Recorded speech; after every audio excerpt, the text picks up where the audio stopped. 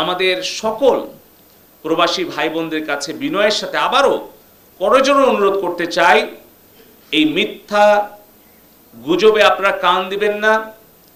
আমাদের দেশের সম্পদ, আমাদের সরকারের যত অবকাঠামো, এগুলো কিন্তু আপনাদের রেমিটেন্সের পয়সা। রেমিটেন্স আপনারা যদি বাংলাদেশে 6 মাস না পাঠান বা আপনারা যদি বৈধ পথে না পাঠান, এই ক্ষতিটা কার হবে? এই ক্ষতিটা হবে আমাদের প্রবাসী ভাই বোনদের পরিবারের, আমাদের দেশের সামগ্রিক উন্নয়নের ক্ষতি হবে। মাননীয় প্রধানমন্ত্রীকে, আমাদেরকে আক্রমণ করা হচ্ছে, এমন ভাষায় আক্রমণ করা হচ্ছে, এটা কোনো সুস্থ স্বাভাবিক মানুষের পক্ষে সম্ভব নয়।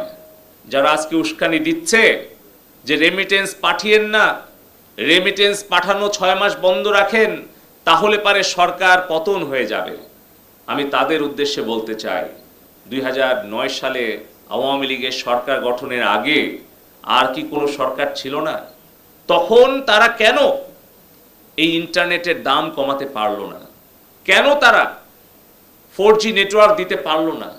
কেন তারা বাংলাদেশের গ্রাম পর্যন্ত ফাইবার অপটিক্যাল কেবল নিয়ে যেতে পারলো না? আজকে আমাদের প্রাইভেট আইএসপির সংখ্যা 3000, 1,20,00,000 মানুষ তারা ব্রডব্যান্ড কানেক্টিভিটি ইউজ করে বাসা, বাড়ি, অফিস, আদালতে, ব্যবসা প্রতিষ্ঠানে। আমাদের 12 কোটি ইন্টারনেট ব্যবহার করে মোবাইল 4G নেটওয়ার্কের মাধ্যমে।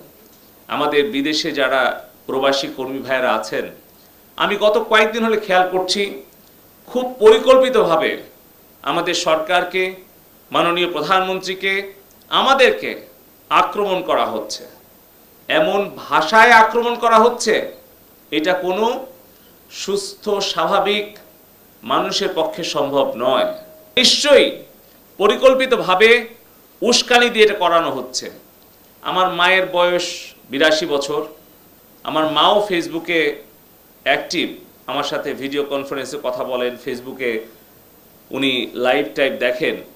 আমি চিন্তা করি যে এই ধরনের ভাষা যদি ফেসবুক রিলস কিংবা টিকটক অথবা ইউটিউব শর্টসে আমার মা যেরকম দেখে কষ্ট পাচ্ছে, যিনি গালিটা দিচ্ছেন তার মা, তার সন্তান, তার স্ত্রী, তার বোন, সে কি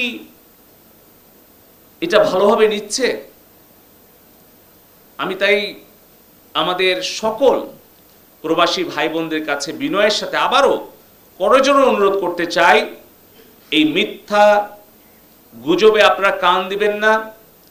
আমাদের দেশের সম্পদ, আমাদের সরকারের যত অবকাঠামো, এগুলো কিন্তু আপনাদের রেমিটেন্সের পয়সা।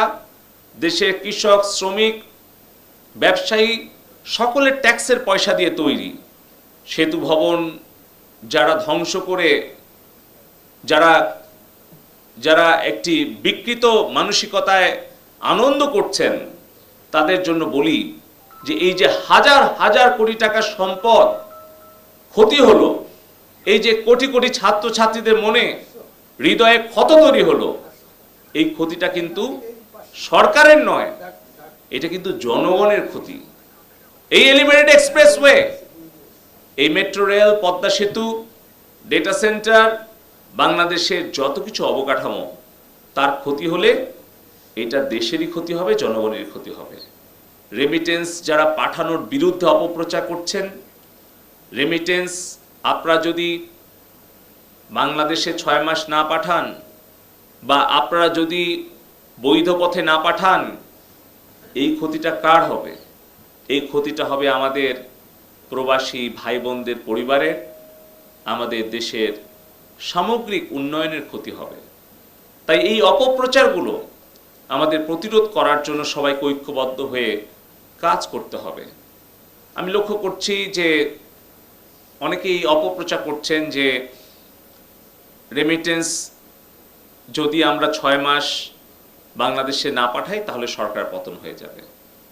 একটাবার চিন্তা করেন যে নিজের ক্ষতি করে আরেকজনের ষড়যন্ত্রকে আপনারা সফল করবেন না।